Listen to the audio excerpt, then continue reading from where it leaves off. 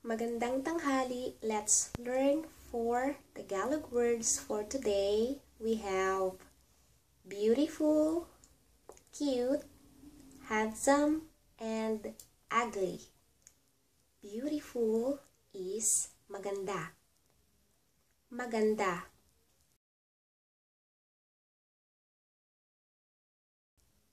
Handsome is gwapo. Gwapo.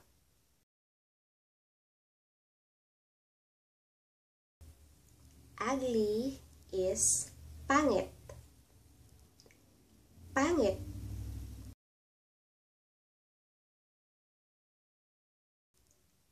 And cute in Tagalog is cute.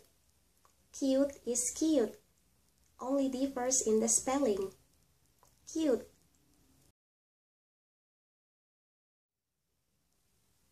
We have cute for cute, maganda, beautiful, and we have pangit means ugly, and handsome for gwapo. Handsome, gwapo. To say you are beautiful, maganda ka. Maganda ka. Gwapo ka. Gwapo ka.